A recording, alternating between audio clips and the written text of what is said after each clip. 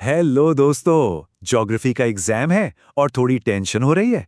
कोई बात नहीं, आज हम क्लास 12th ज्योग्राफी के पहले चैप्टर यानी ह्यूमन ज्योग्राफी को फटाफट 5 मिनट में रिवाइज करेंगे ताकि सारे कंसेप्ट्स एकदम क्रिस्टल क्लियर हो जाएं।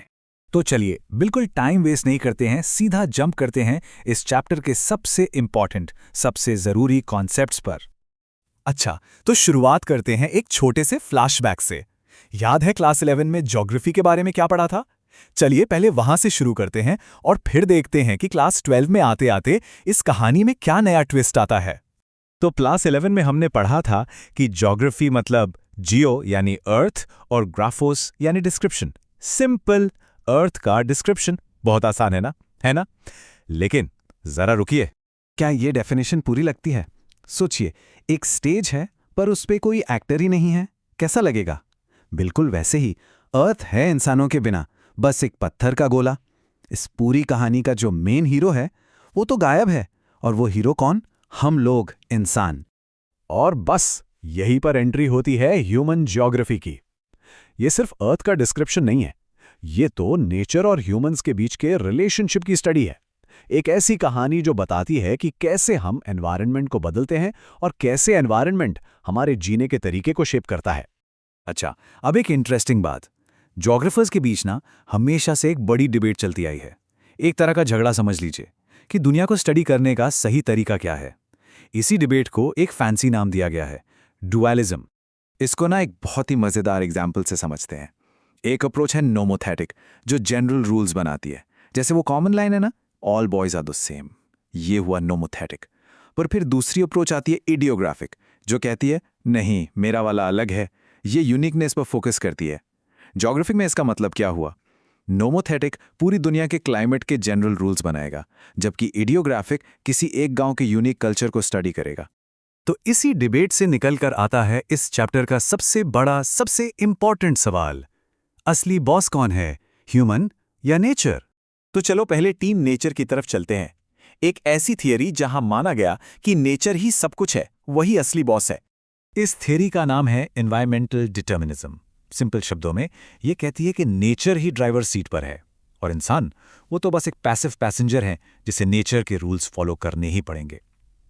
जरा इमेजिन कीजिए हजारों साल पहले का इंसान जो पूरी तरह से मौसम, बारिश और जंगल पर डिपेंड करता था। तो इसके कोर आइडियाज क्या हैं? नंबर 1, नेचर सुप्रीम पावर है।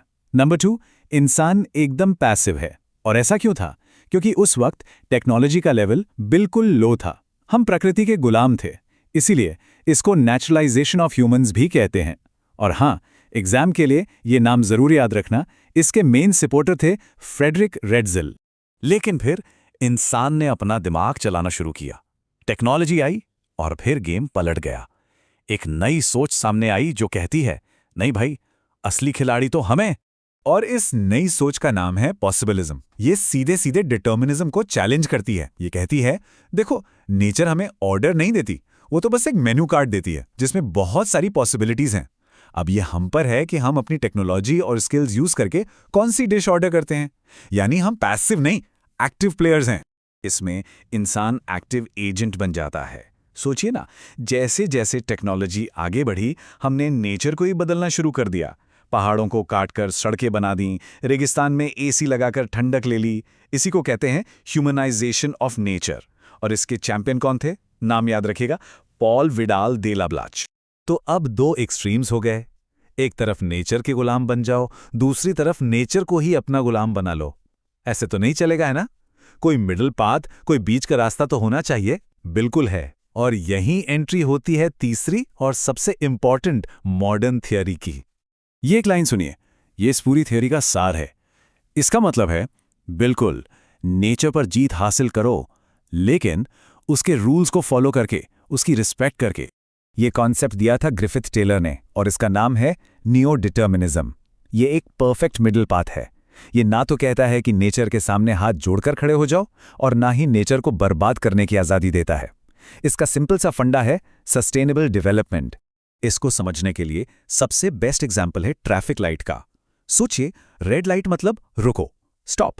पहले नेचर की लिमिट्स को समझो, देखो कि क्या नुकसान हो सकता है। फिर आती है येलो लाइट, मतलब सोचो, असेस करो ऐसा प्लान बनाओ जिससे एनवायरनमेंट को हार्म ना हो, और जब सब ठीक लगे तो ग्रीन लाइट मतलब जाओ, गो अहेड, अब सस्टेनेबल डेवलपमेंट के साथ आगे बढ़ो। तो चलिए एक फाइनल क्विक रिवीजन करते हैं इस चीट शीट से।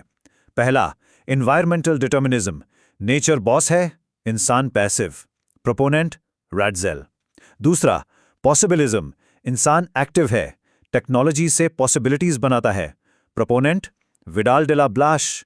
और तीसरा, नियो डिटर्मिनिज्म, बीच का रास्ता, स्टॉप एंड गो, यानी sustainable development, proponent Griffith Taylor. ये टेबल एग्जाम से पहले जरूर देख लेना, a very very important summary. और अब इस पूरी चर्चा को एक आखिरी सवाल के साथ खत्म करते हैं। आज जब हम क्लाइमेट चेंज जैसे बड़े बड़े चैलेंजेस फेस कर रहे हैं, तो इन तीनों में से कौन सा रास्ता हमारे लिए सबसे सही है? डिटर्मिनिज्म, पॉसिबिलिज्म या नियो डिटर्मिनिज्म? इस पर जरूर सोचना।